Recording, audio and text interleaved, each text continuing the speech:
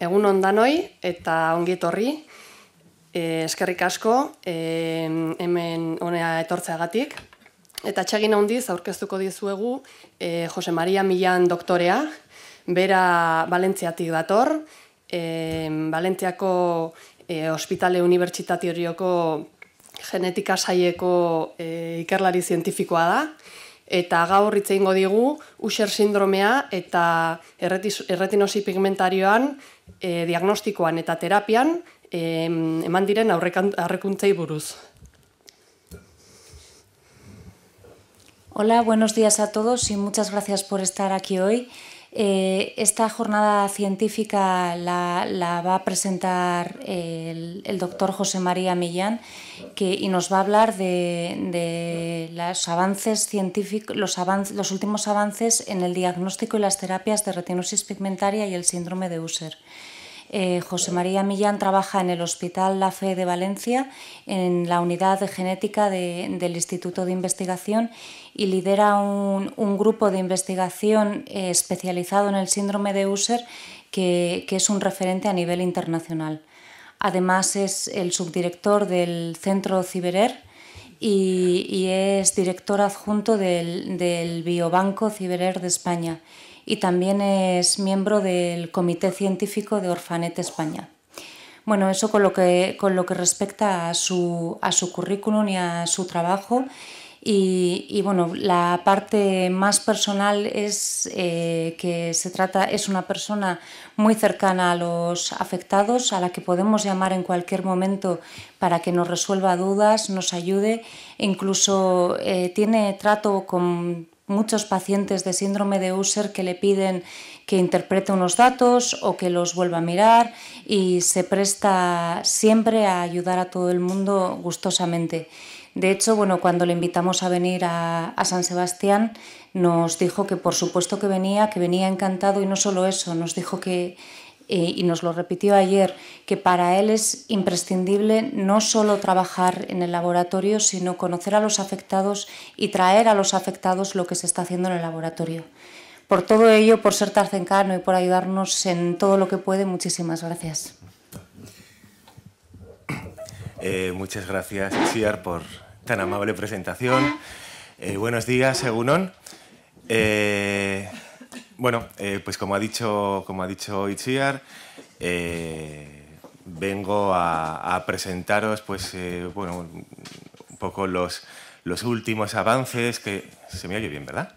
Últimos avances en el diagnóstico y en la terapia del síndrome de Usher. Y, bueno, dado que me dijo Itziar, la mayoría de los pacientes en la asociación tienen retinosis pigmentaria, de la no sindrómica, que le llamamos, pues también un poco también la retinosis pigmentaria. Antes de empezar, os cuento un poco cuál es mi trabajo, nuestro trabajo. Yo pertenezco a una unidad de genética de un hospital grande que es referencia en la Comunidad Valenciana, y la labor que hacemos es fundamentalmente asistencial. Es decir, hacemos un diagnóstico de confirmación de enfermedades hereditarias, genéticas, la mayoría raras, tanto neurosensoriales, de retina, musculares, neurodegenerativas, displasias óseas, etcétera, etcétera. Hacemos diagnóstico prenatal, es decir, en aquellos casos en los que sabemos que una pareja tiene un riesgo de tener un hijo, con una determinada enfermedad, se puede hacer un diagnóstico prenatal, una amniocentesis o una biopsia corial, y saber si el feto va a presentar o no la enfermedad, y en función de eso, pues, seguir adelante con el embarazo o no. El diagnóstico preimplantacional o preimplantatorio, que básicamente es lo mismo, pero lo que se hace es determinar in vitro qué embriones van a tener o no la enfermedad e implantar aquellos que no la tienen.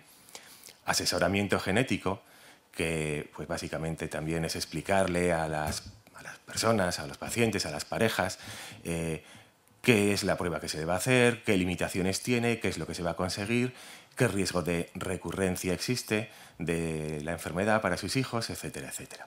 Y además, en nuestro tiempo libre y después de las 3, pues como nos gusta la investigación, investigamos. Y la investigación de nuestro grupo está fundamentalmente basada o centrada en las distrofias de la retina en general y la patología auditiva. Un poco, seguro que esto os lo han dicho muchas veces y os lo habrán explicado mejor de lo que os lo voy a explicar yo. Pero bueno, la retinosis pigmentaria, todos sabéis que es una enfermedad hereditaria de la retina. Bueno, veis ahí un ojo. El ojo está formado por 3 capas. Hay una capa fibrótica que se llama esclera.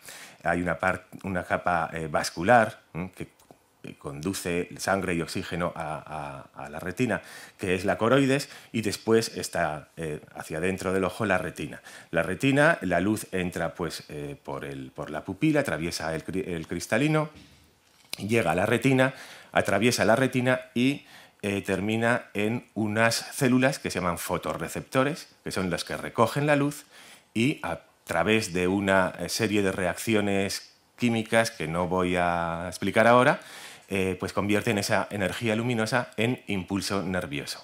Vaya. Fotorreceptores hay de 2 tipos. Fotorreceptores de tipo bastón, que son los encargados de ver, digamos, distinguir luz y oscuridad, están en la periferia de la retina, y los fotorreceptores tipo cono, que son los encargados de la agudeza visual, de ver en luminosidades altas y de detectar los colores. Hay conos de tipo verdes, encargados de ver la luz verde, luz roja, luz azul. Y están en el centro, en lo que se llama la mácula, la fóvea de la retina. Bien, la retinosis pigmentaria se caracteriza, esto lo sabéis mejor que yo, primero por una ceguera nocturna, y esto es debido a que lo que primero falla son los fotorreceptores, los que están en la periferia de la retina, encargados de la visión a baja luminosidad, y una pérdida de visión periférica por la misma razón, porque, como os he dicho, los fotorreceptores de tipo bastón están en la periferia. Entonces se produce lo que se llama visión en túnel. También se caracteriza por unos depósitos de pigmento que dan nombre a la enfermedad, retinosis pigmentaria. Y finalmente, pues una pérdida de agudeza visual, porque también se ven afectados los conos y habitualmente pues, conduce a la ceguera legal. Bien, dentro de las distrofias de la retina, la retinosis pigmentaria es con diferencia la más prevalente, la más común. Pero existen otras muchas. Distrofias maculares, amaurosis congénita de Leber, Stargardt, conos y bastones, coroideremia, etc. Y dentro de las sindrómicas se llaman así porque asocian, aparte del problema de la retina, otras patologías. La más frecuente es el síndrome de Usher, que asocia hipoacusia neurosensorial, problema de audición, y en algunos casos alteración del equilibrio. Pero también está el síndrome de Bardet-Biedl, que asocia, aparte del problema de retinosis y de sordera, obesidad, polidactilia, un cierto retraso en el aprendizaje, síndrome de Senior-Loken, síndrome de Alström, de Joubert, etcétera, etcétera. Todas estas asocian una serie de patologías aparte de la retinosis pigmentaria. También, como sabéis, la retinosis pigmentaria puede tener todos los tipos posibles de herencia. Todos tenemos 2 copias, no lo he dicho, pero a ver, como estamos casi en familia, si alguien tiene alguna duda, yo creo que puede preguntar, tenemos tiempo. Me puede interrumpir cuando quiera. Patrones de herencia. A ver, todos tenemos 2 copias de cada gen.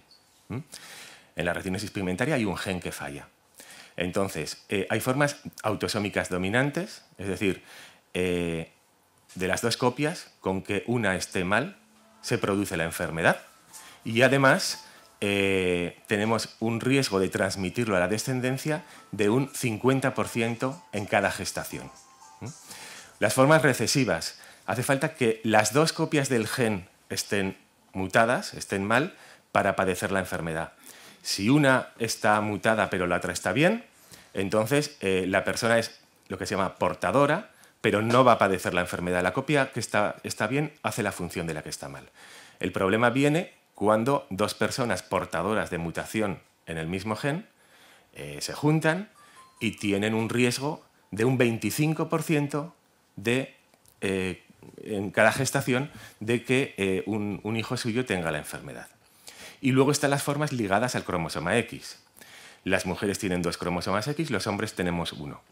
En estos casos, las mujeres pueden ser portadoras sanas de una mutación y transmitírselo a su descendencia. De manera que la mitad de sus hijas también serían portadoras sanas y la mitad de sus hijos podrían ser afectados. Es decir, es un patrón de herencia que afecta fundamentalmente a los varones. Bien. ¿Cuál es el problema y esta es la primera parte de la charla, que va a ser lo que es el diagnóstico, y después hablaré un poquito de las terapias que hay en estos momentos, o de las terapias, más bien los ensayos clínicos más que terapias. El problema del diagnóstico en las distrofias retinianas es que los genes que están implicados, el número es enorme. Cuando yo empecé en el 91, había un gen responsable de retinosis pigmentaria, que era la rodopsina, y ese mismo año 91 apareció otro, que era la periferina RDS. 2 genes. Ahora vamos ya, en cuanto a distrofias retinianas, por encima de los 150 genes implicados. Y eso explica solamente el 50% de los casos. Imaginaos, por lo tanto, el problema que supone el diagnóstico de estas enfermedades. Pero es que además, desde el punto de vista clínico, dependiendo del momento en el que el oftalmólogo ve al paciente, pues puede tener muchas dudas, porque muchas de estas enfermedades clínicamente se solapan. A los genetistas nos gusta que el oftalmólogo nos diga exactamente, no, mira, esto es una distrofia de conos y bastones, o esto es una distrofia de conos, o esto es un Stargardt, o esto es una retinosis pigmentaria, pero realmente esto muchas veces es muy, muy complicado. Y el problema, otro de los problemas añadidos, es que un mismo gen, dependiendo de las mutaciones o dónde tenga las mutaciones, puede producir distintas enfermedades, distintas distrofias de la retina. Tenemos aquí, no sé si lo veis, tampoco hace falta, pero hay un gen que distintas mutaciones dentro de este gen puede dar lugar a 3 patologías o 4 patologías retinianas distintas. Retinosis pigmentaria, amaurosis congénita de Leber, distrofia de conos y bastones, etcétera, etcétera. Esto complica la cosa mucho más. Bien, ¿cómo se hace el diagnóstico de las distrofias retinianas? Vamos a ver si esto lo explico bien. Se trata de buscar una letra que está mal escrita dentro de una biblioteca que está formada por 3.000 millones de letras, ¿vale? Que eso es el genoma humano. El genoma humano tiene 3.000 millones de letras. El genoma humano digamos que la parte que codifica para proteínas, que son los genes, tiene, digamos que entre 20 y 25.000, vamos a poner 20.000 genes. Es decir, tenemos 3.000 millones de letras, entre las cuales hay 22.000, vamos a decir, libros que uno puede leer y que tienen un significado. Vale.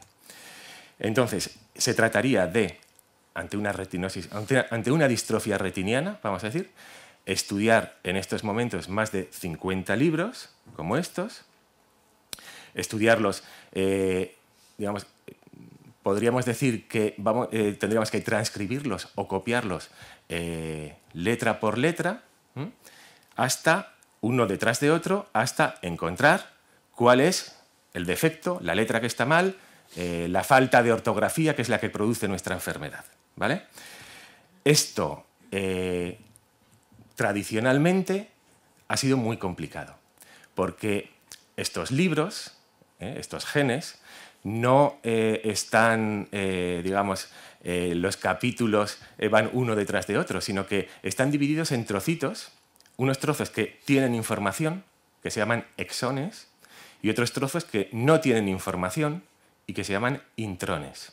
De manera que teníamos que copiar cada uno de esos exones mediante una tecnología que se llama amplificación por PCR y después leerla. Y así, un exón detrás de otro exón y un libro detrás de otro. Esto hasta ahora suponía que, pues, por ejemplo, en el síndrome de Usher, que hay conocidos, esta diapositiva es obsoleta, ahora hay 10 genes conocidos, teníamos que para un paciente, pues si era un tipo 1, estudiar ahora 6 genes distintos, de los cuales uno tenía 49 trocitos distintos que había que ir uno a uno leyéndolos, el otro 26, el otro 69, el otro 33, el otro 3, o para el Usher tipo 2, uno que tiene 73, otro 94, otro 12, en fin, que técnicamente nos suponía, primero, muchísimo tiempo, muchísimo coste técnico y muchísimo dinero. Y de hecho, pues bueno, alguno, aquí no sé si hay alguien más con síndrome de Usher, pero bueno, sí que os puedo decir que el estudio que hemos hecho, hemos terminado recientemente, con todos los genes Usher estudiados mediante esta tecnología en 88 pacientes, ha dado lugar a 3 tesis doctorales de 4 años a tiempo completo y ha habido pacientes que han estado pues, cerca de 10 años hasta esperar su diagnóstico. Esto ha cambiado. Esto cambió a partir del año 2000 con el proyecto de la secuenciación del genoma humano. En el año 2000 se secuenció, 2002 apareció el primer genoma humano secuenciado en las mejores revistas, Science y Nature, y ese genoma humano costó 3.000 millones de dólares. Pero lo que pasa es que se utilizó una tecnología una tecnología muy novedosa y que ha supuesto una verdadera revolución. De manera que desde el año 2002 hasta este año, el coste de la secuenciación ha pasado de 3.000 millones de dólares que costó el primero a pues ahora podemos estar, pues lo que es un genoma, podemos estar alrededor de 3.000 o 4.000 euros. Y lo que es un exoma, luego lo contaré, pues por menos de 1.000 euros. La meta es que para 2014 un genoma humano cueste 1.000 dólares. De esa manera, además, pues fijaos que en el 2002 teníamos un genoma humano secuenciado, ahora debemos estar ya cerca de los 100.000. ¿En qué consiste esta tecnología? Pues consiste en coger el ADN de una persona, romperlo, coger toda esa biblioteca, romperla en trocitos muy pequeños, y esos trocitos muy pequeños son fáciles de secuenciar, de leer. Y después, informáticamente, ir alineando esos trocitos pequeños hasta conseguir hacer el libro entero. Imaginaos que el genoma humano o que un conjunto de genes es el Quijote, ¿vale? Don Quijote de la Mancha. Sería como si nosotros metiésemos ese libro en una máquina trituradora de papel. Tenemos un montón de tiritas, ¿vale? Y luego esas tiritas las tenemos que ir leyendo y alineando, de manera que pues tenemos, por ejemplo, una tirita que pone en un lugar de la mancha de cuyo no, otra en un lugar de la mancha de cu, otra en un lugar de la, y así las vamos alineando. Esto es pura bioinformática, de manera que tengamos representado todo el libro, todo el genoma. Bueno, esto lo voy a pasar. Cada una de estas pequeñas lecturas se llaman, bueno, read en inglés, lecturas.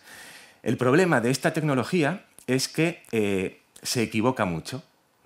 Encontramos un montón de equivocaciones en cada una de las lecturas pequeñas. Por lo tanto, ¿qué es lo que hay que hacer? Que cada una de estas letras tenga tantas lecturas que esté lo suficientemente representada para que esos pequeños errores estadísticamente no se vean. Y eso es lo que se llama cobertura o profundidad de cobertura de la secuenciación. Asistencialmente, para una enfermedad de este tipo, se asume arbitrariamente que se necesita un mínimo de 40 por, es decir, que cada una de estas letras esté secuenciada 40 veces para tener un resultado relativamente, o sea, un resultado fiable, ¿vale? Esta tecnología, bueno, aunque no es perfecta y está mejorando muchísimo, pero desde luego ha reducido enormemente tanto el coste técnico como el coste en tiempo y como el coste económico. A modo de ejemplo, bueno, nosotros hemos desarrollado un panel que estudia todos los genes user a la vez, los 10, más 7 implicados en sordera, más 2 genes candidatos. Candidatos es que en principio no producen síndrome de Usher, pero podrían producirlo y, bueno, por si cuela, pues los estudiamos. Es decir, serían 19 genes distintos, ¿vale? Nosotros podemos estudiar 16 pacientes con síndrome de Usher, esos 19 genes distintos a la vez, y tener el resultado para cada paciente leídos esos 19 genes en más o menos, leídos y analizados, más o menos un mes, mes y medio, cuando antes costaba años. Hemos conseguido una media de 77 por, ¿vale? Es decir, casi el doble de lo que por consenso se considera lo mínimo. Y, bueno, cada uno de los genes pues, depende también de su estructura. Por ejemplo, el más pequeño es un gen que se llama US1G. Hemos conseguido una cobertura de 56 por, pero para un gen implicado en sordera, tectorina alfa, tenemos 106 por. Esto es debido, no voy a entrar aquí, a distintas características del ADN, etc. Pero esto tampoco es tan maravilloso. Esto es una media. Entonces, si tú coges cada uno de los genes, no sé si se ve muy bien en la pantalla, pero, por ejemplo, hay un gen que puede tener una media de 60 por. Sin embargo, si tú ves cada uno de los exones, esos que he comentado, veréis que aquí hay, en este gen tan grande, 5 que están en rojo. Esos 5 en rojo quiere decir que, aunque la media sea 70, esos no han llegado a 40. Y eso hay que saberlo, porque esos exones no están bien analizados. No los podemos validar por buenos y tendríamos que recurrir a la tecnología anterior. En cualquier caso, siempre es una ventaja estudiar solamente 5 por la tecnología anterior en vez de los 96 que tiene el gen completo. Y lo bueno es saberlo, hacer el estudio y ver pues, dónde falla para dar un diagnóstico de la enfermedad correcto. Bien, pues mediante la tecnología anterior y confirmada mediante el estudio, llevamos ahora de 60 pacientes con esta tecnología se llama secuenciación de nueva generación. Lo que hemos visto es que en población española bueno, vemos cuáles son los genes en síndrome de Usher más implicados, cuál es la implicación de cada uno de ellos. Vemos que miosina 7A, por ejemplo, está implicado en más del 50% de los casos de Usher tipo 1, que caderina está por encima de 20, etcétera, etcétera. Los datos, como veis, son muy parecidos a otras poblaciones, la francesa o la inglesa, que son las dos que han hecho también este tipo de estudio, y que estudiando los genes conocidos explicamos el 97,5% de los casos con síndrome de Usher tipo 1, ¿vale? Es decir, prácticamente todos. Hay alguno por ahí, hay algún gen que faltará por identificar, pero prácticamente todos. Para el Usher tipo 2 tenemos lo mismo, los resultados también son muy parecidos a los de población francesa o inglesa, y aquí encontramos la causa en el 82% de los casos. Casi un 20% de los pacientes con Usher tipo 2 que no hemos encontrado la mutación. Sin embargo, cuando nos llega un síndrome de Usher sin más, sin clasificar, entonces más de la mitad, casi el 60% de los casos, no encontramos la mutación. Y esto es importante saberlo, ¿vale? Bueno, tenemos un 25% que han sido user tipo user 2A, etcétera, etcétera, pero hay casi un 60% que no tenemos. Y esto nos hace pensar una cosa, nos hace pensar, y además lo hemos comprobado, hay muchos de estos pacientes que nos llegan con síndrome de Usher que realmente no lo tienen. Y preguntada a la familia, pues, bueno, era un síndrome de Bardet-Biedl, era sordocegueras que pueden asemejarse a un Usher, pero que no lo son. De ahí la importancia de un buen diagnóstico clínico. Es muy importante. Bien, ¿qué futuro le veo yo a los paneles de genes? Bueno, para los próximos 2 años posiblemente fenomenal. Bueno, de hecho, en estos momentos la verdad es que está muy bien. Pero tal y como va la tecnología, estoy convencido de que en 2 o 3 años se van a hacer no paneles de genes, sino exomas completos. Es decir, el exoma es el conjunto de exones, esto que os he dicho que tienen significado, de una persona. Supone el 1,5% del genoma, pero tiene el 85%, es responsable del 85% de las mutaciones patológicas. Tal y como va esta tecnología de rápida, muy probablemente dentro de 3 años, 4 años, a un paciente se le hará un exoma cuando se consiga cobertura suficiente y si tiene una patología retiniana, pues se le estudiará, se filtrará los genes que estén implicados en patología retiniana. Si después se le produce una patología neuromuscular, ya que está el doctor López de Munain aquí, pues a lo mejor se estudian o se analizan los genes implicados en distrofias musculares. Si tiene una patología común, como puede ser un cáncer, etcétera, de la cual no está exenta ni los pacientes con enfermedades raras ni las de enfermedades comunes, pues se sacará esa información. Es decir, se tendrá, creo yo, un exoma, se guardará en la historia, no sé si en la historia clínica o en algún otro sitio, porque esto implica problemas también de privacidad, etcétera, y se irá analizando.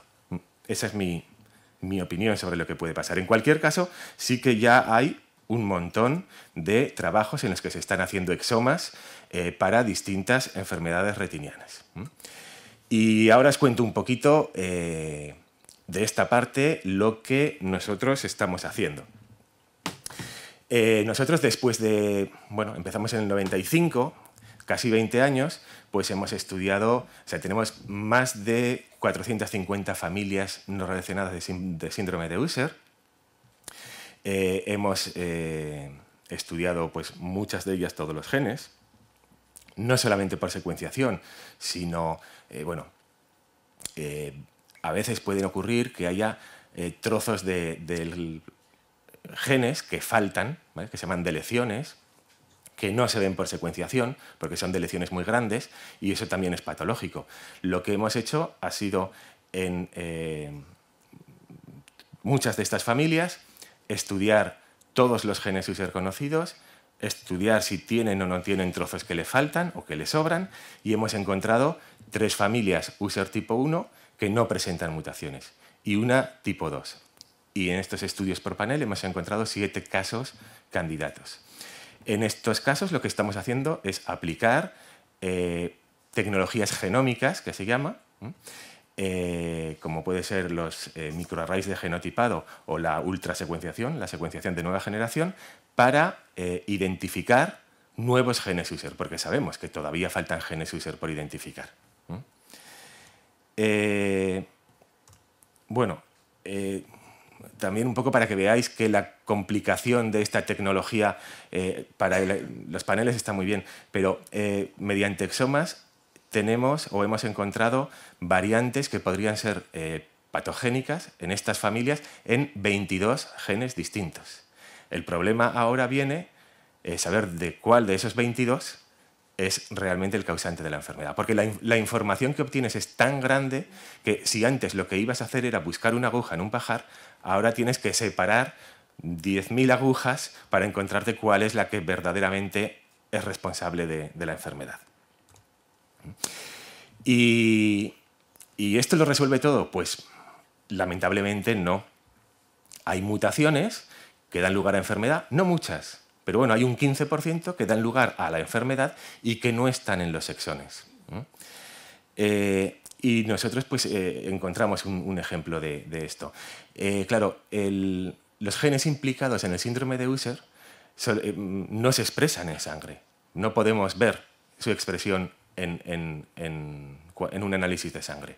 Se expresan en retina y se expresan en oído interno, que son dos tejidos que no son accesibles. Un grupo francés encontró que en la nariz, en el epitelio nasal, hay células ciliadas. Entonces, a partir de aquí, vieron que también se podían expresar los genes Usher. Los analizaron, fue un estudio también en colaboración con nosotros, en una familia, y lo que vieron es que este estudio de expresión demostraba que había una mutación en un intrón, en una zona que en principio no se iba a analizar porque no tiene información, que daba lugar a una mutación patológica. Y la encontraron en 5 familias francesas, contactaron con nosotros, la estudiamos y la hemos encontrado en 7 familias con síndrome de Usher y en un paciente con retinosis pigmentaria. Estamos convencidos de que hay más mutaciones de este tipo en pacientes en los que solamente hemos encontrado una mutación o ninguna. Es decir, que la secuenciación de nueva generación ha supuesto un avance muy importante, pero ojo, no es la panacea. Todavía faltan cosas. Esto, lamentablemente, siempre hay alguna complicación. Y ahora pasamos a la segunda parte, que serían las terapias. He puesto terapias, pero en realidad son, la mayoría ensayos clínicos para las distrofias retinianas. Y una terapia, una futura terapia, pues pasa por, inevitablemente, cuál es el estado de la retina en el momento en el que se aplique esa terapia. En los primeros estadios, pues posiblemente las terapias nutricionales, es decir, suplementación de determinadas vitaminas y tal, podrían ayudar, o las farmacológicas. En un estadio posterior, pues a lo mejor la terapia génica, es decir, sustituir el gen que está alterado por uno bueno, podría actuar. Ya hacia el final, cuando empieza a haber una degeneración de la retina, las células ya están empezando a degenerar, a desaparecer, la terapia génica posiblemente no actuaría y tendría que ser, o una posible aproximación sería la terapia celular, células madre, etcétera, etcétera. Y finalmente, ya en los estadios en los que prácticamente no hay resto de visión, pues tendrían que ser las prótesis de retina, los chips de retina. Bien, ¿en qué se basan las terapias farmacológicas o nutricionales? En la retina de la retinosis pigmentaria se ha visto que ocurre neurodegeneración, que hay un estrés oxidativo que produce un daño tóxico en la retina, que hay apoptosis, que significa muerte celular programada, es la forma que tienen los fotorreceptores de morir, y que hay un proceso inflamatorio. De lo que trata la aproximación de terapias farmacológicas y nutricionales es intentar evitar o disminuir este estrés oxidativo, estos procesos inflamatorios, la apoptosis, etc. De manera que, se retrase la degeneración retiniana. Y desde el año 84 y hasta muy recientemente hay un grupo fundamentalmente dirigido por Elliot Berson que ha realizado estudios de suplementación en pacientes con retinosis pigmentaria con vitamina A. Luego ha visto que además de la vitamina A se suplementaba con ácidos omega 3, encontraba una disminución más lenta de la retinosis. Eran ensayos clínicos aplicados sobre pacientes, muchos pacientes. Lo decía ayer en la comida, ojo, también son pacientes norteamericanos que habitualmente no llevan una dieta muy equilibrada. Y yo no sé hasta qué punto en una dieta sana o pacientes con una dieta más sana, esto sería significativo o no, ¿vale? Otra de las... Estoy mostrando, por cierto, o voy a poner todo ensayos clínicos que están en una página web del Instituto Nacional de la Salud norteamericano, que se llama clinicaltrials.gov. Bueno, luego si acaso lo puedo escribir, que es una página web que recoge los ensayos clínicos aprobados y en fin, fiables. Si ponéis distrofias retinianas, creo que aparecen 96, de los cuales la mayoría son estudios observacionales, es decir, no se prueban fármacos, ¿vale? Fármacos o nutracéuticos, que serían pues este otro ensayo clínico que ha empezado ahora en Italia, con una sustancia que se llama saffron y que proviene del azafrán. Quieren ver, valorar si tiene algún efecto o no en los pacientes con retinosis pigmentaria. Estos son ensayos en fase 1, fase 2, es decir, vamos a ver si esto sirve para algo o no y sobre todo que sea seguro, que no cause ningún daño. Muy importante, hay un gen que se llama ABCA4 que está implicado en la mayoría de los casos con enfermedad de Stargardt, que es una distrofia macular, es lo contrario que la retinosis pigmentaria, pero que también produce, en algunos casos, retinosis pigmentaria, que cuando falla, lo que hace es, no solamente, este gen produce una proteína que lleva la vitamina A dentro de la célula fotorreceptora donde tiene que estar. Cuando falla este gen, no solamente no la lleva a donde toca, sino que la almacena donde no toca. De manera que algunos pacientes, muchos pacientes con Stargardt y algunos con retinosis pigmentaria, la suplementación con vitamina A no solamente no es buena, es que puede ser perjudicial, ¿vale? Es muy importante. Por eso es importante también el análisis o el estudio genético. Desde luego en aquellos pacientes, sobre todo si están diagnosticados de Stargardt, independientemente de que se sepa el gen o que sepan que tienen una mutación en este gen, para nada la vitamina A. Y en cuanto a farmacológicas, se están probando muchas, en realidad que yo haya visto en clinical trials hay 3. El ácido valproico, que el ácido valproico lo que hace es fundamentalmente hacer que, en teoría, se exprese más, aumentar la expresión de los genes. Se ha probado en muchas patologías. No hay resultados de esto en retinosis pigmentaria. En fin, tengo mis dudas de que esto funcione. Se está probando también una en Japón y esta está en fase 3, es decir, ya está, hay un cierto número de pacientes que lo están probando. En principio parece que es segura. Gotas en un colirio, un derivado de la prostaglandina que se utiliza pues, en el glaucoma. Tampoco hay resultados. No hay resultados de ninguna de estas. Y después, en una enfermedad muy rara, porque es una retinosis pigmentaria debida a un gen rarísimo, se está probando un análogo de vitamina A. Toma oral por pastillas de un análogo de vitamina A. También es fase 1-2, ver si es seguro y ver qué dosis es la adecuada y no es peligrosa. Otra de las ensayos que hay algún resultado, supongo que lo conocéis todos, es el de las células encapsuladas. Bueno, lo he puesto aquí en medio, pero en realidad podría ponerlo casi en cualquier sitio, porque en realidad es farmacológico porque son unas células que emiten o liberan al medio una sustancia, un factor neurotrófico, que se llama CNTF. Pero estas células son células que se han obtenido a partir del epitelio pigmentario, es decir, es terapia celular, pero que han sido modificadas genéticamente para liberar esa sustancia, es decir, es terapia génica también. Y además se meten dentro del ojo y se pegan ahí, por lo tanto también sería de alguna manera una prótesis. Hay 2 ensayos clínicos en estos momentos, en un estadio avanzado de la enfermedad y en un estadio más temprano. El año pasado creo que salió un artículo en el que los autores de este trabajo decían que dieron los resultados y no observaron estadísticamente ninguna mejoría en los pacientes o ninguna variación.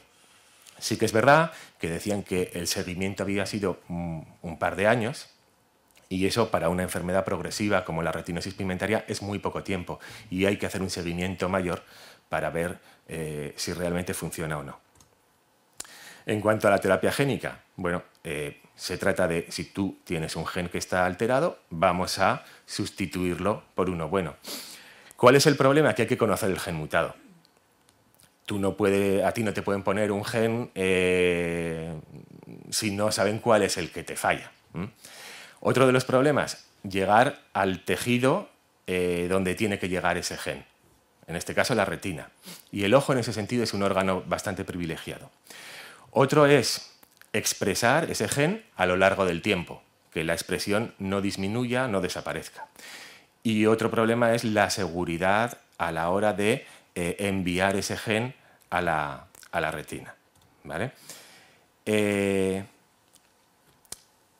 Los vehículos, las formas de llevar ese gen a la retina son varios, hay muchos, y además se está investigando mucho en ello últimamente. Pueden ser liposomas, como estas, esto que llevan las cremas, ¿no?, de cosméticas. Pueden ser microesferas. Se ha introducido también el ADN sin más dentro de las células, y lo que más se está probando últimamente son virus, ¿vale? Virus hay de muchos tipos. Hay adenovirus, que son de ADN, hay retrovirus, que son de ARN, y se está investigando mucho, sobre todo en animales, y se están valorando distintos tipos de virus como vectores. Los virus, obviamente, como sabéis, pues en principio no son buenos. Por lo tanto, los virus que se utilizan en terapia génica han de ser lo que se llama recombinantes, es decir, le quitas la parte mala del virus, digamos, y le introduces el gen que a ti te interesa, el gen que tú quieres cambiar, que tú quieres expresar en el tejido que está mal, y defectivos, es decir, que han perdido la función por la cual el virus entra dentro de la célula, se reproduce, la rompe y ataca a las otras células. Es decir, lo que tú quieres es un virus que se meta en una célula, exprese un gen que tú quieres y que se quede allí, y que lo exprese de forma constante. Y en función de eso se utilizan muchos virus dependiendo del gen y dependiendo del tejido. Los lentivirus son muy buenos porque son grandes y caben genes muy grandes. Por ejemplo, los genes de Loser, que son muy grandes, el lentivirus es un buen vehículo, pero al ser tan grande es muy difícil que atraviese todas las capas de la retina para llegar al fotorreceptor. Los adenovirus o los virus adenoasociados, que son pequeñitos, son mucho mejores para atravesar esa capa y llegar al fotorreceptor, pero no les caben genes grandes, etcétera, etcétera. No voy a entrar en esto, es todo un mundo. En estos momentos hay bastantes ensayos clínicos en fase 1 y 2, es decir, están empezando, en pacientes fundamentalmente con amaurosis congénita de Leber, ¿vale? Que sería, digamos, una forma de retinosis pigmentaria casi congénita o congénita. Los niños están muy afectados ya desde casi el nacimiento. Hay un grupo en Londres, el grupo de Robin Nally, que está haciendo bastantes trabajos en este sentido, en amaurosis congénita de Leber, mediante fundamentalmente adenovirus. Adenovirus, pues porque en principio son los que más seguridad tienen o más seguridad dan. El problema de los virus es que al integrarse, se integran dentro del genoma de la célula, y eso está muy bien porque en principio se expresan constantemente, pero el problema es que se pueden integrar en mitad de un gen y romperlo. Y ya pasó en el primer ensayo clínico que un retrovirus de estos metió, para curar una inmunodeficiencia, metió el gen de la inmunodeficiencia en un oncogen y a la niña esta que se le quería curar de la inmunodeficiencia, le produjo una leucemia. Por eso, en realidad fue una de 10%, pero bueno, hay que tener mucho cuidado con eso y por eso la terapia génica, bueno, en aquellos momentos incluso se paró bastante. Ahora la seguridad es mucho mayor, pero ese problema sigue existiendo. Bien, hay ensayos clínicos también para Stargardt y para coroideremia de terapia génica y ha empezado este año uno también en fase de ver de seguridad. Lo pongo pues porque es el primer ensayo de terapia génica, ensayo clínico para el síndrome de Usher.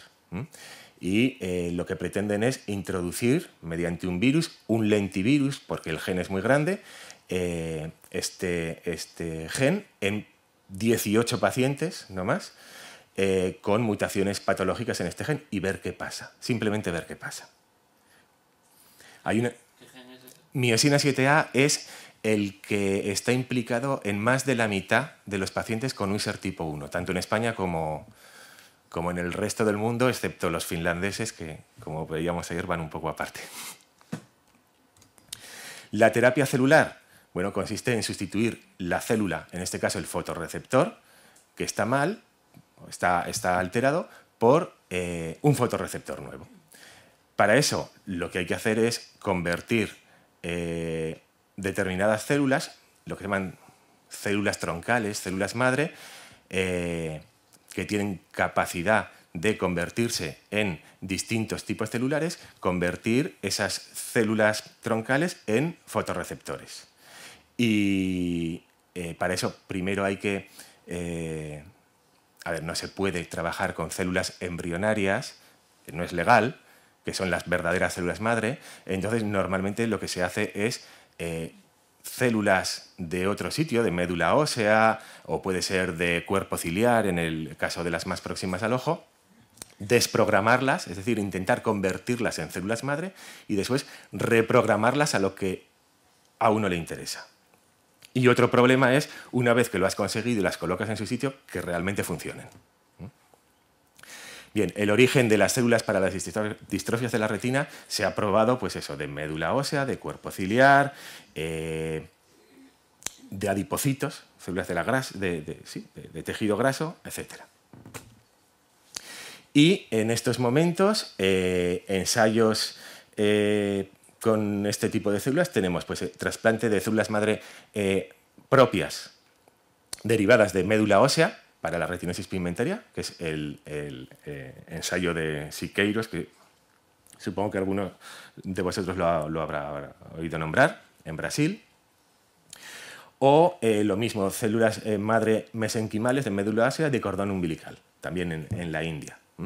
Pero el objetivo siempre es evaluar la seguridad y la eficacia a corto plazo. Es decir, son muy poquitos pacientes y digamos que la cosa está en mantillas. Lo mismo el trasplante de retina humana fetal y de epitelio pigmentario en ojos de pacientes con retinosis pigmentaria. Es otro de los ensayos clínicos en fase 2 que está en el Clinical Trials. O trasplante subretiniano de células embrionarias derivadas a retículo pigmentado. Epitelio de retículo pigmentado, en pacientes con enfermedad de Stargardt en este caso. Este es otro ensayo que está llevando también a cabo el grupo de Robin Nally en Londres. Y por último, ya en aquellos casos en los que ninguna de estas aproximaciones podría funcionar porque prácticamente ya no hay resto visual, no queda retina, están las prótesis de retina. Según hablábamos ayer, que yo no lo sabía, la prótesis Argus II es la única que está comercializada, ¿no?, en estos momentos. Hay otra, el Retina Implant de Alemania, en que se están haciendo también ensayos clínicos en pacientes. Y recientemente ha salido una de un grupo francés, el Iris 1, que parece ser que, bueno, en vez de 5.000 píxeles, que son las que tienen la mayoría, yo de esto no sé mucho, han llegado a 16.000 píxeles y por lo tanto la discriminación en principio podría ser mayor, pero bueno, también están en ensayos clínicos muy iniciales. Otras terapias, pues habréis oído hablar de la cámara hiperbárica, la electroacupuntura. Esto en el último congreso de ARBO, hablaban de que habían obtenido ciertos beneficios durante un tiempo determinado mediante estas tecnologías en pacientes, pero siempre durante un tiempo. Pues en el caso de la cámara hiperbárica, pues posiblemente mientras dura la diferencia de presión. La electroacupuntura, pues sinceramente no lo sé. Bueno, el tiempo dirá. Perspectivas hay muchas. Hay unas moléculas que se llaman chaperonas que lo que hacen es, digamos, ayudar a las proteínas que se pliegan mal y que son tóxicas en algunos casos de retinosis a que la célula los degrade y evitar el daño tóxico. En cuanto a virus, también se están probando el virus del herpes, por ejemplo, que es un virus muy grande que permite llevar genes muy grandes y que, pues en principio parece que tiene bastante seguridad.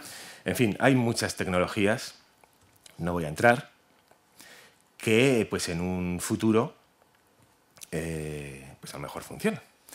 Y ahora ya, para terminar, os cuento un poco qué es lo que estamos haciendo nosotros en el laboratorio. Tenemos varias líneas de trabajo aparte del diagnóstico. Una es la creación o generación de modelos animales o modelos de celulares de retinosis pigmentaria para utilizarlos para probar en un futuro distintas drogas, distintos fármacos. Y uno de ellos es pues hacer un cultivo organotípico de retina de cerdo, porque es más parecida que la de un ratón a la humana. No utilizamos cerdos de matadero, son mini pigs, cerditos muy pequeños que se utilizan en nuestro hospital para hacer prácticas de cirugía cardiovascular y cuando terminan con ellos pues nos dan los ojos, ¿vale? Podemos mantener una retina con su estructura perfecta durante, aquí pone 5, pero en realidad 4 días, y lo que hacemos es generarle una forma de retinosis pigmentaria, dándole una sustancia. De esta manera tendríamos 4 días para ver qué es lo que se está produciendo en esa retina. Y hemos visto pues, que efectivamente se produce estrés oxidativo, se produce inflamación, se produce apoptosis. ¿Sí? Son cosas sobre las cuales en un principio nosotros o cualquier otro grupo de investigación pues, podría, mediante este sistema, actuar, ¿vale? Bueno, este es el trabajo de Regina Rodrigo, que es una de nuestras colaboradoras. Otro, en este caso un modelo animal, es un modelo de pez medaca, en el que hemos conseguido generarle un síndrome de Usher anulándole un gen. ¿Vale? ¿Y por qué un pez? Pues porque los modelos de ratón de los genes afectados en síndrome de Usher son sordos, pero no desarrollan problema retiniano y no nos interesan. Sin embargo, los peces sí, ¿vale? Aparte, los peces son más baratos. Entonces, bueno, hemos conseguido generar este modelo y pues también podremos utilizarlo ahora pues, para probar distintas sustancias. Y otra de las cosas que nos interesa mucho es conseguir biomarcadores, ¿vale? ¿Qué es un biomarcador? Vamos a ver. Cuando todas estas terapias que estos ensayos clínicos se están haciendo, se están realizando sobre pacientes que ya tienen la enfermedad, ya tienen la retina alterada, ¿vale? Imaginaos, por ejemplo, la enfermedad de Alzheimer, ¿vale? Todos los ensayos que se están haciendo en la enfermedad de Alzheimer se hacen en pacientes que ya tienen el cerebro afectado. Y el cerebro afectado no se puede cambiar, quiero decir, ya está afectado.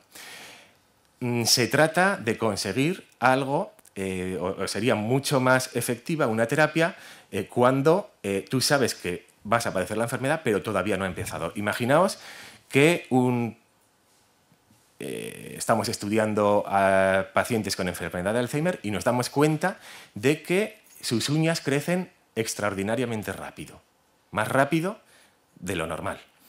Entonces nos vamos a población más joven y estudiamos cuánto les crecen las uñas. Y vemos que hay un grupo que les crece normal, otros poco y otros muy rápido. Y después, al cabo de unos años, constatamos que a estos, a los que les crecían las uñas muy rápido, han desarrollado Alzheimer. Vale, pues ya lo de las uñas es una tontería, pero las uñas es un biomarcador. Por lo tanto, en esos pacientes que tienen las uñas que les crecen muy grandes, muy rápido, podríamos estudiar la enfermedad de Alzheimer antes de que apareciese. Ya digo que es una tontería lo de las uñas, pero bueno, podrían existir determinados factores, determinados metabolitos químicos que nos podrían dar idea de que una persona va a desarrollar la enfermedad. Sería un biomarcador pronóstico. Entonces, nosotros queríamos hacer eso. Y con todas las reservas del mundo, por supuesto, lo que hicimos fue estudiar el humor acuoso. Está claro que no está en contacto directo con la retina, pero es lo más cercano que podíamos sacar, en pacientes con retinosis pigmentaria. Como controles teníamos pacientes que no tenían retinosis pigmentaria, pero que se habían operado de cataratas, que son pacientes también controles muy sesgados, y medimos determinadas sustancias en humor acuoso y también en sangre, porque lo que nos interesaba ver es ver si había alguna correlación entre estas sustancias alteradas en humor acuoso y también en sangre. No vamos a estar pinchando humor acuoso, pinchando ojos a la gente durante cada cierto tiempo. Tenía que estar en algo accesible como la sangre. Y bueno, y esto dio lugar a este trabajo que lamentablemente no ha dado lugar a ningún biomarcador así muy útil. Pero ya digo que el trabajo estaba bastante sesgado, pues tanto por el uso de controles como por la, digamos, no cercanía directa del humor acuoso con la retina. Y ahora tenemos dos proyectos para dos tipos de terapia génica.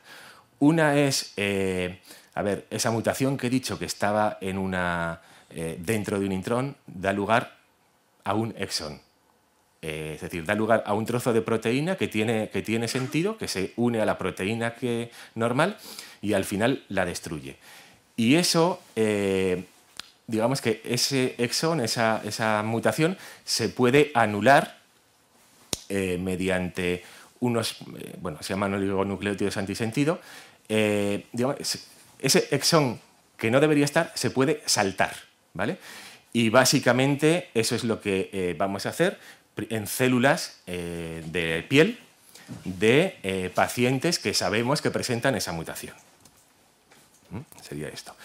Y la otra sería una tecnología que ha aparecido en enero del 2013, que se llama CRISPR/Cas9 y en el laboratorio familiarmente le llamamos los CRISPIs, porque si no es muy complicado, y que básicamente consiste en detectar específicamente una mutación, la que sea, cortar el ADN por ahí y aprovechar una característica del ADN que es la reparación, meterle, digamos, copias buenas para que el propio ADN utilice esas copias buenas para copiar y autorrepararse. Y esto se ha visto pues, que en modelos in vitro, en células, no en personas, lógicamente, está funcionando bien y pues vamos también a empezar a utilizarlo para algunas mutaciones, dos concretamente, las más frecuentes del Usher tipo 2. Y bueno, como conclusiones, ya para terminar, pues el diagnóstico yo creo que se resolverá pronto con todos estos matices de mutaciones pues, que no están en las regiones codificantes, etcétera, que seguramente, tal y como va la secuenciación de nueva generación, vamos a estar trabajando con exomas o con genomas completos, que el problema ahora fundamentalmente es la interpretación bioinformática, la gran cantidad de datos que te da. Y en ese caso pues habrá que resolver determinados problemas de privacidad, confidencialidad, almacenamiento de las muestras, interpretación, etcétera, etcétera. Y en cuanto a las terapias, pues que a ver, todavía queda mucho que avanzar, básicamente, ¿vale? Avanzar en la comprensión de los procesos que dan lugar a la enfermedad, que es fundamental para aplicar una terapia racional. Y en las aproximaciones que hay, pues hay que avanzar en muchas cosas. Eficacia e integración de los vectores, mantener los niveles de expresión, la seguridad, es decir, que no, la terapia no te cause un mal mayor de la enfermedad que ya tienes, etcétera, etcétera. Y mientras tanto, pues bueno, lo que todos sabéis, la luminosidad alta es mala para la vista, los filtros solares están ahí. Llevar una alimentación sana, yo no sé hasta qué punto los suplementos vitamínicos pueden ayudar o no, no lo sé. Pero una alimentación sana es fundamental. El tabaco es muy malo en general, pero para la retina más, no fumar, no estresarse, ¿vale? Y a mí me consta que en estos tiempos es difícil, pero el estrés también se ha visto que es muy malo para la retina. Y, sobre todo, ser felices, ¿vale? Y no lo digo de broma. Ya lo dije en Madrid y lo vuelvo a repetir. Hay un trabajo del 2012 de un grupo italiano que, bueno, a unos ratoncitos que tienen una mutación que les produce retinosis pigmentaria, comprobaron que si los ratones estaban más tiempo con su mamá y además pues tenían lo que veis arriba, túneles y toboganes para jugar y tal, la retinosis se les desarrollaba estadísticamente o significativamente más tarde que si a los ratoncitos los separaban pronto de su mamá y los tenían allí pues con el serrín este que tenemos a las ratas sin más. Así que no lo he dicho de broma, a lo mejor eso funciona. Y bueno, pues nada más, muchas gracias y os presento a mi grupo. Aquí están, bueno, pues básicamente todos los que trabajan y los que hacen el trabajo que luego yo preparo las diapositivas. ¿Se puede concretar qué tipo de alimentación puede ser más beneficiosa para la retinosis? Para prevenir, vamos, que no avance muy deprisa. A ver, yo no soy dietista ni nutricionista, pero entiendo que lo que se entiende por una alimentación sana. Sana, o sea, comer verduras, legumbres, fruta, pescado, que es lo que no comen los norteamericanos, y por eso a lo mejor necesitan ácido omega 3.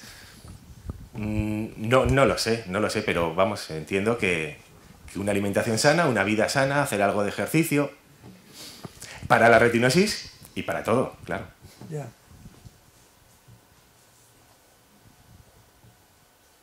Bueno, felicitarte por la charla. Yo creo que el futuro es prometedor para la terapia génica y en la cromatoxia, que es la ceguera de colores, es donde mejor se ha demostrado que los resultados. Y bueno, y complementar un poquito que cuando hace la terapia génica por los adenovirus, como esos vectores duran aproximadamente 2 o 3 años, se está insistiendo en complementar con células de factor neurotrófico y evitar un poquito la apoptosis celular. Yo estoy convencido de que al final va a haber una terapia, pero no va a ser ni la génica ni la celular. Va a ser un compendio de todas, sin duda. Yo estaba ahora en Alemania, en el Congreso de la Sociedad Europea de Retina.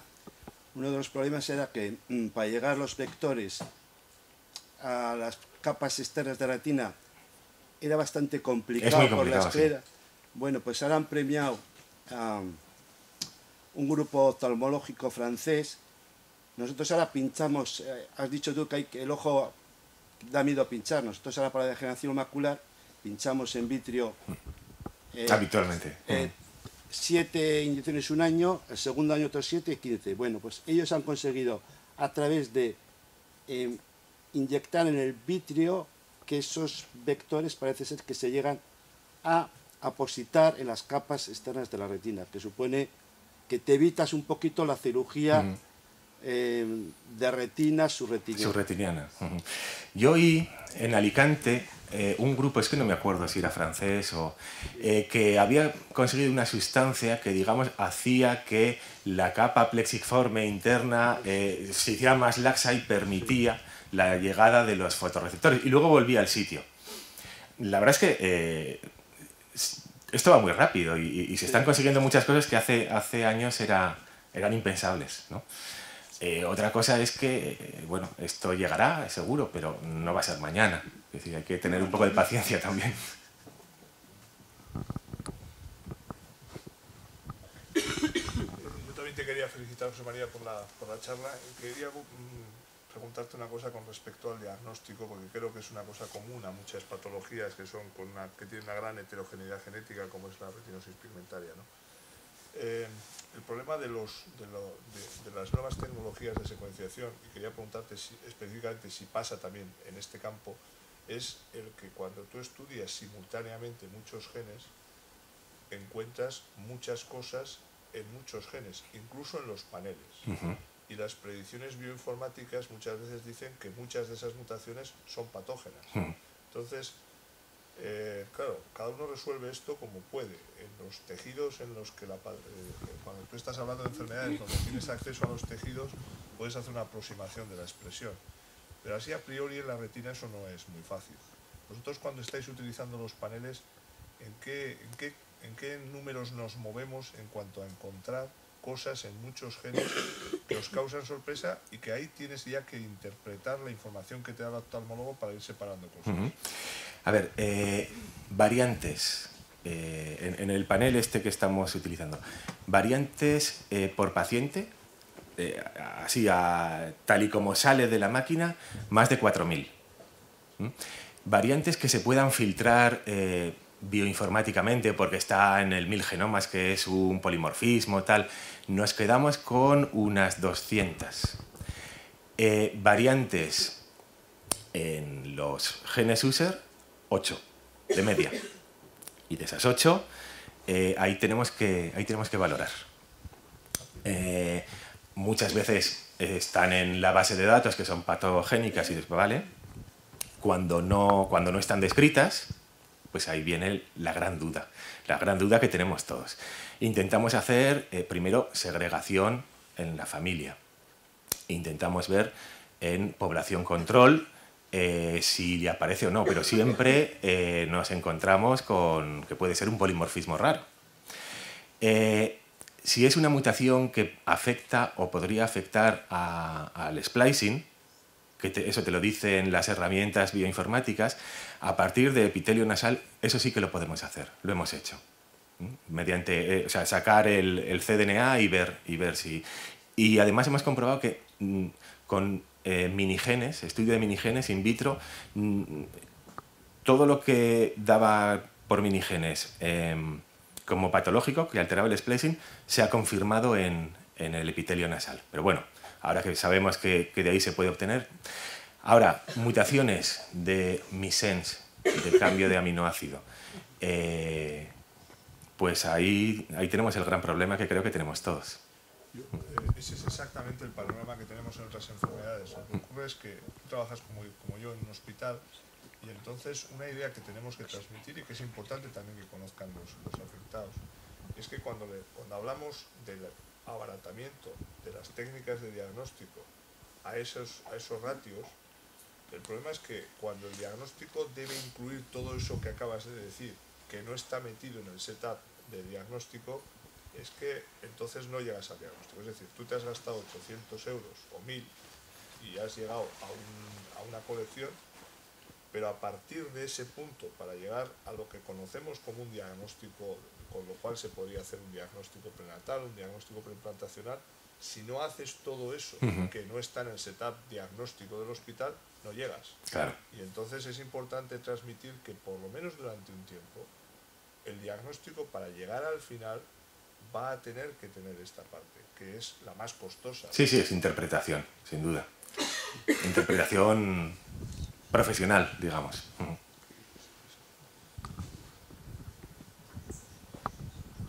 Has comentado comentado que estáis estudiando también el papel de la inflamación. ¿Qué es lo que habéis encontrado? ¿Cómo la estáis midiendo? Esto mejor Regina te lo podría decir, pero, a ver, está midiendo TNF-alfa, yo creo que alguna citoquina, pero si quieres sí que te puedo pasar el PDF del trabajo y ahí está, porque esa es una parte de... a ver, tenemos dos Miguel Servés en el laboratorio, ella lleva la parte más de inflamación y Rafa Vázquez, que es el de rojo, que lleva la parte de terapia génica.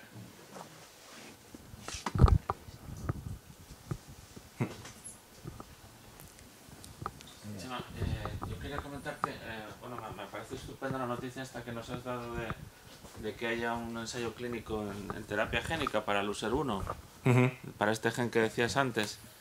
Y por ejemplo, ¿cuánta gente hay? Porque habría que darle la buena noticia a toda esta gente que tiene esta mutación. ¿Cuánta gente en España con esta mutación? Sí. Un montón.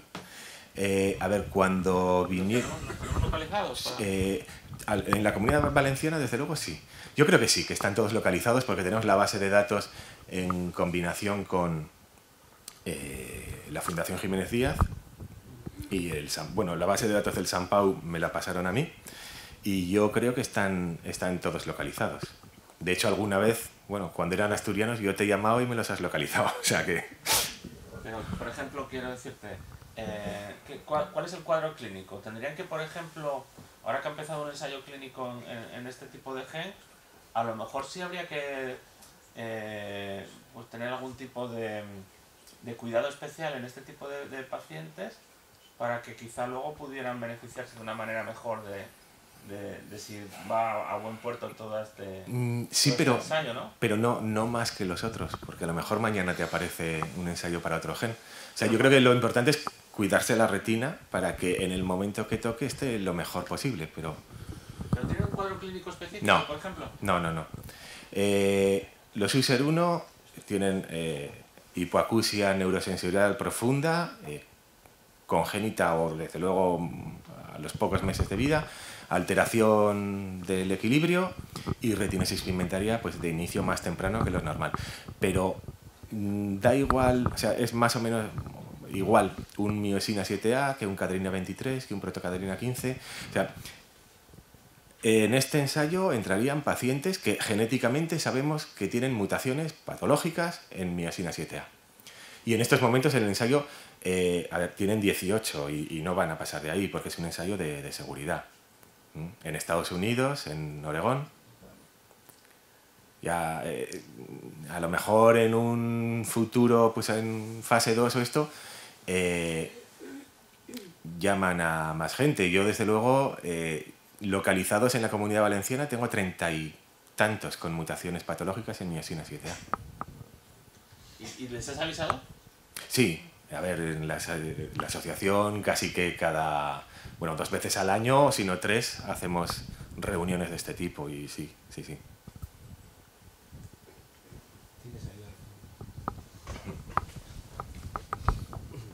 Hola, enhorabuena por la charla, me ha gustado mucho. Una pregunta, aparte del epitelio nasal, ¿habéis probado a ver si hay expresión de USER también en los pelos, o sea, en la raíz del pelo, del cabello? Porque he visto en un artículo en Japón que describían que ahí también... ¿Habéis probado esto? No. Entre otras cosas porque tampoco somos el CSI, no tenemos, no es lo mismo el epitelio nasal, hay más células que en un capilar. Sí. No lo hemos probado. Lo que estaba pensando yo de cara a, por ejemplo, tener que hacerlo en varios pacientes, es ¿qué tal? ¿Es muy invasivo esto o es sencillo también? No. Depende del otorrino. Vale. Lo hábil que sea. Nosotros, como controles, nos lo hicimos prácticamente todos. Y de no notar nada a sangrar un poquillo. ¿Vale? Pero dependía mucho del otorrino, del cuidado que tenga. Algunos usaban anestésico y otros no. Quiero decir que incluso sin anestesia. Hemos visto también que se expresa en piel, ¿vale? En fibroblastos, perdón, se expresa también.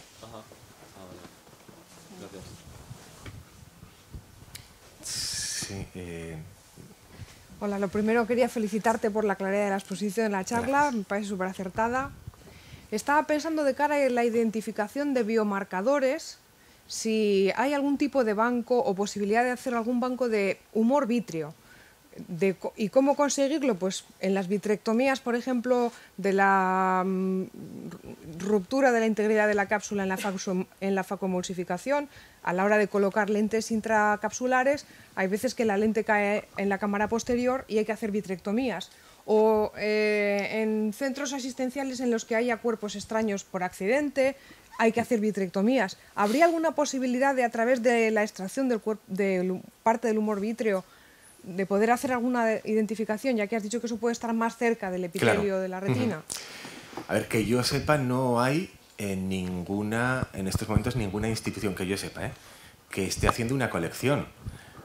Pero, como director del Ciber Biobank, sí, ¿hay alguna? Hombre, existe un biobanco para enfermedades raras que en teoría, está para estas cosas.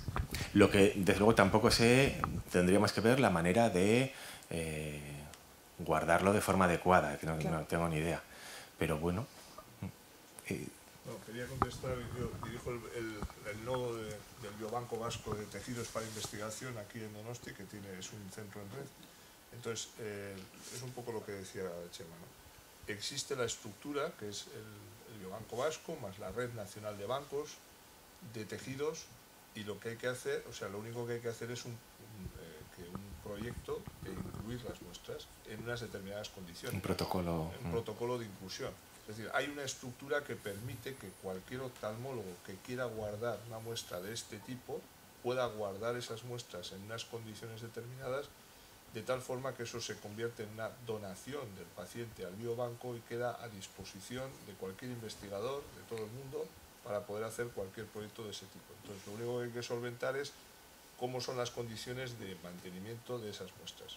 Entonces, yo, por ejemplo, en el hospital, y creo que es una costumbre cada vez más importante, que cuando a las personas vienen a las consultas, muchas veces les pedimos un consentimiento informado para guardar las muestras, incluso muestras de plasma o de suero, sobrantes después del análisis que se vaya a hacer. En el hospital todos los días hay miles de muestras que después de haberse procesado para la prueba que se ha pedido, se destruye el resto, que deberían guardarse, sobre todo en aquellas patologías raras, en los biobancos, pero eso depende de que el paciente lo pida si lo conoce y que el médico esté sensibilizado de que las cosas hay que guardarlas. Y a partir de ahí la estructura existe. Sí, por ejemplo, en Asturias hemos hablado de esto mismo y pasa un poco lo mismo. El problema es que tiene que haber la sensibilidad por parte tanto de los pacientes como porque la estructura en el hospital existe. Y en concreto con el tema de las córneas, por ejemplo, pues se decía que ahora mismo prácticamente no hay lista de espera para un trasplante de córnea, porque realmente, hay también mejores tecnologías que permiten mantener las córneas en mejor estado durante más tiempo y bueno, que si se une un poco esa idea que ha expresado el compañero, que sí se puede conseguir. Y sería interesante que los pacientes, los afectados, donáramos post-mortem nuestras retinas para investigación, y existe alguna forma de vehiculizarlo en últimas voluntades, o con quién tienes que contactar o cómo lo tienes que hacer. En el caso del Biobanco Vasco hay un documento en el cual las personas los familiares pueden contactar con el biobanco. Normalmente eso se puede hacer directamente a través de la página web del Biobanco Vasco. En otros biobancos varía de unos a otros, de tal forma que entonces envían a la familia o a la persona una documentación que tiene que completar, y que en el momento en que ocurra ese fallecimiento la familia sabe perfectamente lo que tiene que hacer. En el caso, por ejemplo, del tejido cerebral, que es el más complejo, hay dos unidades extractoras, una en el hospital de Txagorritxu en Vitoria y la otra aquí en el hospital de Donostia, y cuando eso ocurre, el cadáver de la persona va a esas unidades. Allí se hace la extracción de los tejidos y se devuelve otra vez el cadáver para todo el proceso funerario en un plazo de tiempo corto. Eso está organizado. Entonces, pues hay gente que efectivamente nos dice esto, o familiares que nos dicen esto, y entonces lo que hace falta es prepararlo. Mi experiencia es que cuando eso se hace en un impulso en el momento del fallecimiento, que es un momento complicado, doloroso, y que es un momento en el que no está normalmente la familia para esas cosas, pues es complicado hacerlo. Si eso ocurre en el hospital, a una hora intempestiva, con un médico que está en ese momento de guardia que no conoce la importancia de eso, eso normalmente tiene mucho riesgo de que aunque ocurra en el hospital no salga bien. En cambio, cuando esto se hace ya se ha preparado, porque uno tiene esa idea, en general tenemos en este momento, por ejemplo, en la encefalopatía espongiforme, que es una enfermedad que hace unos años nos preocupó mucho, pues porque estaba todo el tema de las vacas locas, etcétera. Prácticamente el 100% de los pacientes que fallecen en la comunidad con sospecha de esto se hace la autopsia para comprobar que son cifras que no se replican, y es porque funciona de esta forma. Itziar, creo que quería. Quería preguntar justo lo que se ha dicho ahora. Yo quería también incidir en cuando hablamos de Husserl, Chema, siempre se insiste en la pérdida auditiva y la pérdida visual, ¿no? Pero hay otro factor, el tema del equilibrio o de la orientación. No sé si está delimitado fenotipo y genotipo, o sea, la cuestión clínica y la cuestión... ¿Hay algún tipo de gen específico donde se vea más claramente? Los genes Husserl, sí. los 1, siempre llevan alteración del equilibrio. Los genes Husserl 2, casi nunca, siempre hay Husserl atípicos, ¿vale? Casi nunca llevan alteración del equilibrio, prácticamente nunca. Y el gen Husserl 3, a veces sí y a veces no. Pero el gen Husserl 3 es que ni lo he mostrado porque tenemos, creo que 4 pacientes en España, uno por cierto de aquí, de San Sebastián, o una, y es que es especialmente frecuente en Finlandia y en población judía eskenazi, pero en el resto del mundo es que prácticamente no hay. Entonces, la distinción entre Husserl tipo 1 y Husserl tipo 2 está basada fundamentalmente en que el 1 tiene alteración del equilibrio y el 2 no. Y el 1 tiene la hipoacusia congénita, profunda o severa, y el 2 pues de leve a severa en pocos casos. ¿No os encontráis Husserl 2 con problemas de equilibrio? Un par de casos. ¿Solo? ¿Y qué gen es ese? US2A, que es el de prácticamente todos, el del 80% de los Husserl 2. ¿Y en el exón o en el intrón? En el exón. No, son mutaciones que además te las encuentras también en pacientes que no tienen alteración del equilibrio. Hay otros factores también por ahí, como en todas las enfermedades. O sea, hay un factor o un gen determinante, pero seguramente hay modificadores. Y por ejemplo, en la Comunidad Valenciana, que tenéis tantos casos de Husserl, ¿a nivel clínico se trabaja, o a nivel de fisioterapia, o el problema este del equilibrio? No. ¿Hay algún tipo de...? Bueno, primero, no creo que en la Comunidad Valenciana tengamos más Husserl que en el resto. Lo que pasa es que como el centro, digamos, está allí, pues vienen más, o los oftalmólogos y los otorrinos están un poco más sensibilizados. Y en cuanto al tratamiento del equilibrio, la Asociación de Retinosis sí que ha hecho, o hacía, a veces alguna jornada al año y tenía algo de rehabilitación, pero creo que últimamente no. Dependía mucho de una otorrino que creo que se jubiló ya. Esto lamentablemente es muy personal.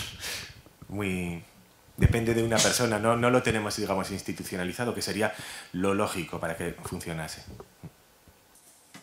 Pues muchísimas gracias por la charla.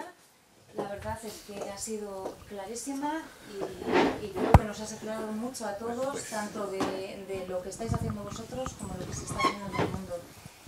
Y bueno... Pues esa era mi intención, así que bueno, gracias a vosotros por la invitación y por permitirme pasar un poco de frío y de lluvia después de casi un año de verano y venir aquí, que además es una ciudad preciosa. Muchas gracias.